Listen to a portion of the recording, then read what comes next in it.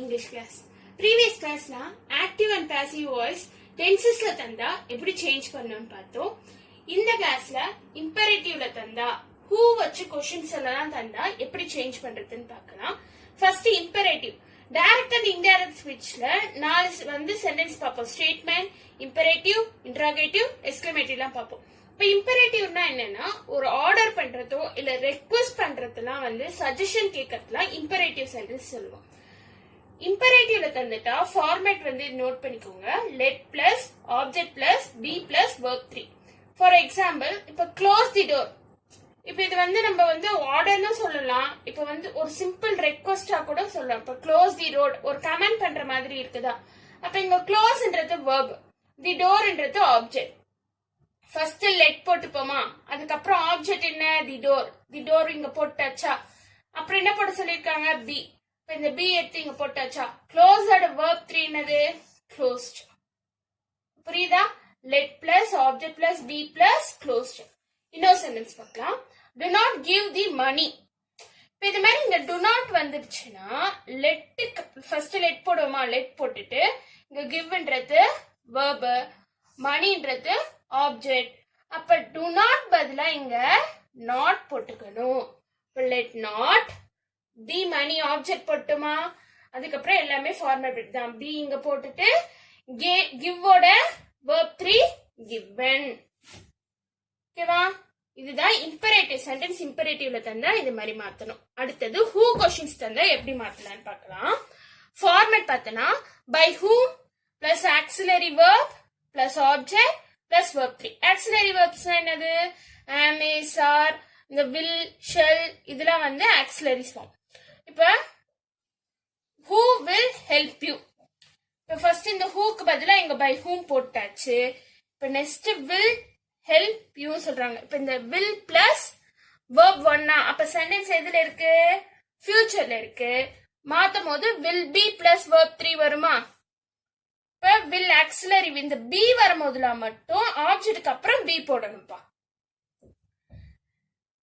அப்ப இங்க will போட்டுட்டு ஆப்ஜெக்ட் போடுறோமா, ஆப்ஜெக்ட் போட்டுட்டு ஃபர்ஸ்டே சொன்ன b அதுக்கப்புறம் போடணும். இந்த will be லாம் வந்தா will auxiliary இங்க போட்டு ஆப்ஜெக்ட்க்கு அப்புறம் b போடணும். இது வந்து அடிக்கடி தப்பு பண்ணுவீங்க, இதெல்லாம் நோட் பண்ணி வச்சுக்கணும். இப்ப இங்க b போட்டுட்டு அதுக்கப்புறம் என்ன மாத்த சொல்லிருக்காங்க verb 3. அப்ப ஹெல்ப்ன்றத verb 3 ஹெல்ப்டா மாத்திட்டோம். பார்க்கலாம். who scolded you. இப்ப whoக்கு பதிலா by whom போட்டாச்சு. scolded verb 2. அப்ப சென்டென்ஸ் வந்து பாஸ்ட்ல இருக்கு. பாஸ்ட்ல இருந்தா என்ன மாத்துவோம், was plus were plus verb 3 மாத்துவோமா. அப்ப வாஸோ இல்ல வேறோ பிளஸ் verb 3 மாத்துவோம். இங்க யூன்றது இங்க யூக்கு அப்புறம் என்ன யூஸ் பண்ணணும்னா வேர் தான் யூஸ் பண்ணுவோம். அப்ப இங்க பி ஃபார்ம் ஆக்சிலரி verb வந்து வேர் யூஸ் பண்ணிட்டாச்சு. ஆப்ஜெக்ட் போட சொல்லிருக்காங்க. இங்க யூன்றது ஆப்ஜெக்ட், இந்த ஆப்ஜெக்ட் எடுத்து இங்க போட்டாச்சு. verb 3 போடணும். அப்ப இந்த ஸ்கோல்டடோட verb 3 ஸ்கோல்டடே தான். ஸ்கோல்டட் ஃபார்மேட் படி வந்திருக்கா. by whom போட்டாச்சு, auxiliary verb போட்டாச்சு, ஆப்ஜெக்ட் போட்டாச்சு, verb 3 போட்டாச்சு. Next who has done this job. by whom போட்டுட்டோமா. ஃபர்ஸ்ட் சென்டென்ஸ் எதுல இருக்கு, has done. அப்ப present perfectல இருக்கு. present perfectல இருந்தா has, have plus verb 3 இருக்குமா. அப்ப சேஞ்ச் பண்ணும்போது has plus been plus verb 3 மாத்துவோமா. இப்ப இங்க by whom போட்டு ஃபர்ஸ்டே சொன்ன இந்த சென்டென்ஸ் சொன்ன இந்த b லாம் வந்துச்சுன்னா ஆப்ஜெக்ட்க்கு அப்புறமா தான் நம்ம இந்த b லாம் யூஸ் பண்ணணும். இப்ப இங்க ஆப்ஜெக்ட் auxiliary verb இங்க போட்டாச்சு. by whom போட்டு auxiliary verb போட்டாச்சு. this job இந்த ஜாப் எடுத்து இங்க போட்டுட்டோம். been வந்திருக்கா, இங்க been has been done. டன்னோட வந்து டன்னோட verb 3 இங்க டன் தான்.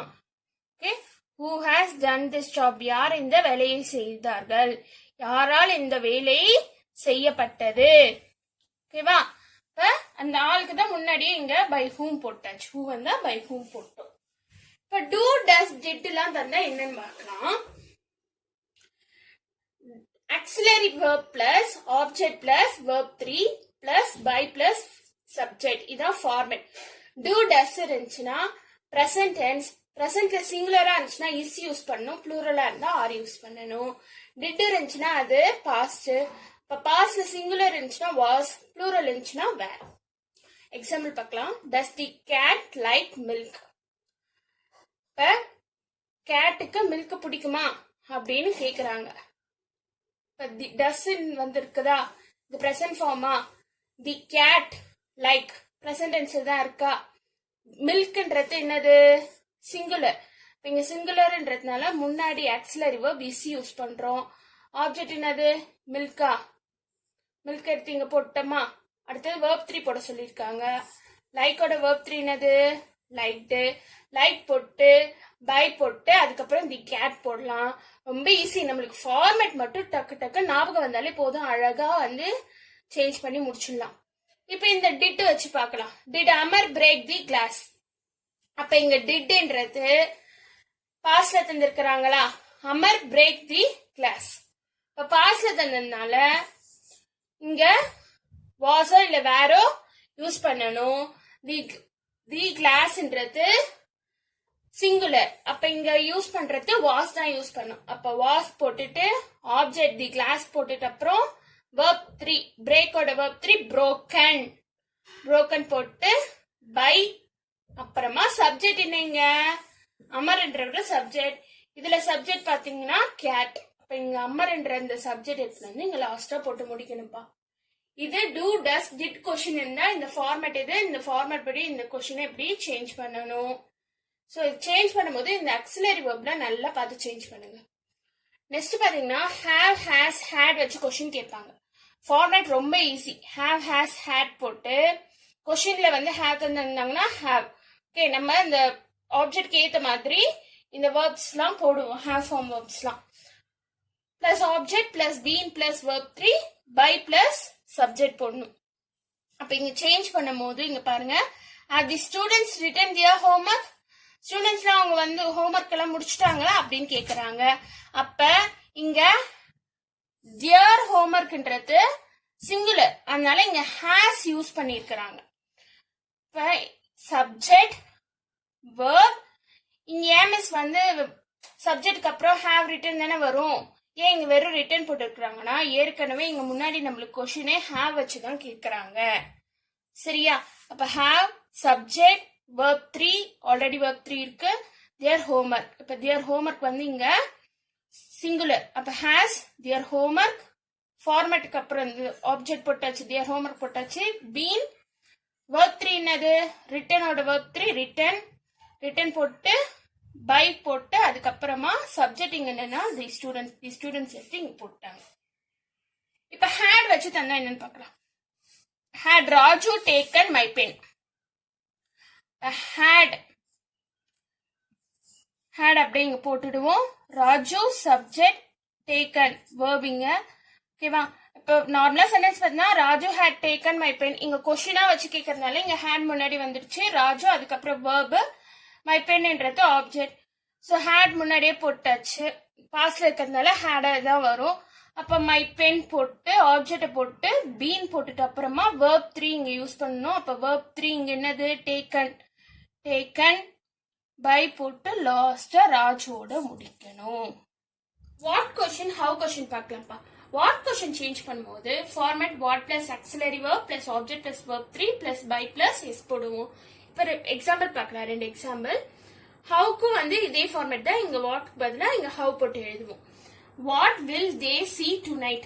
அப்ப இங்க வில் பிளஸ் verb 1 இருக்கு, ஃபியூச்சர்ல இருக்கு. மாத்தும் போது வில் பி seen வரும். ஓகேவா? வில் பி பிளஸ் verb 3 வரும். இங்க verb 1 வந்து see. அப்ப verb 3 மாத்தும் போது seen. வாட் அப்படியே போட்டாச்சு, ஆக்சிலரி verb வில் போட்டாச்சு. இங்க ஆப்ஜெக்ட் எதுவும் இல்லதுன்றதுனால பி seen அப்படியே போட்டுட்டோம். ரிமைனிங் தேன்றத பை தெம்னு மாத்தி பை தெம் இந்த tonight எடுத்து அப்படியே போட்டுடணும். How do cell phone keep the youth occupied. இப்ப do plus verb 1 இது பிரசன்ட்ல இருக்கு. அப்ப மாத்தும் போது am is are plus verb 3 வரும். இங்க the youth பத்தி சொல்றதுனால இங்க are போடுறோம். How are the youth kept. keepோட verb 3 kept occupied by cell phone. இந்த cell phone என்ற சப்ஜெக்ட் எடுத்து இங்க போடுறோம்.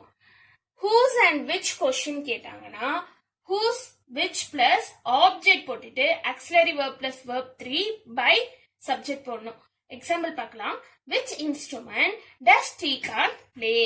அப்ப which கொஸ்டின்ல இருந்து அப்படியே எழுதிட்டு இங்க இன்ஸ்ட்ருமெண்ட் இருக்குதா ஆப்ஜெக்ட், இது ஆப்ஜெக்டையும் போட்டுடணும். இங்க டஸ் இருக்குது இல்லையா, அப்ப டஸ்ன்றது என்னவா பார்ப்போம்னா பிரசன்ட் ஃபார்ம்ல இருக்குது. இப்ப இஸ் இங்க போட்டுட்டு இன்ஸ்ட்ருமெண்ட்ன்றது சிங்குலர், அதனால இங்க இஸ் போடுறோம். Is played, is auxiliary verb போட்டாச்சு. verb 3 என்னது பிளேட் போடணும். Played by Srikanth. whose shop did the minister open during his visit? இப்போ இங்க டிட்ன்றதுனால இந்த சென்டென்ஸ் பாஸ்ட்ல இருக்கு. ஓப்பன்ன்றது verb, தி மினிஸ்டர் சப்ஜெக்ட். ஓகேவா, மினிஸ்டர் பண்ற இந்த மினிஸ்டர் பண்ற ஆக்ஷனை சொல்றது என்ன பண்றாரு, ஓபன் பண்றாரு, அப்ப அது verb சொல்றோம். இப்போ சேஞ்ச் பண்ணும்போது whose போட்டாச்சு. ஷாப் ஆப்ஜெக்ட் அப்படியே போட்டுட்டு டிட் பாஸ்ட்ல இருக்கிறதுனால சேஞ்ச் பண்ணும்போது was இல்ல வேர் பிளஸ் verb 3 வரும். இங்க ஷாப்ன்றது சிங்குலர் ஃபார்ம், அதனால was போட்டுட்டோம். verb என்னது ஓப்பன், அப்ப இங்க verb 3 என்ன மாத்தணும், ஆக்சிலரி வெர்ப்க்கு அப்புறம் verb 3 வருமா, இங்க verb 3 ஓப்பன் மாத்துறாங்க. பை போட்டுட்டு இங்க சப்ஜெக்ட் யாரு, தி மினிஸ்டர், இந்த மினிஸ்டரை போட்டு ரிமைனிங் இருக்கிறது அப்படியே சென்டென்ஸ்ல எடுத்து எழுதணும். அவ்வளவுதான்ப்பா. ஆக்டிவ் வாய்ஸ், பாசிவ் வாய்ஸ் இவ்வளவுதான், ரொம்ப ஈஸி தான். தேங்க்யூ.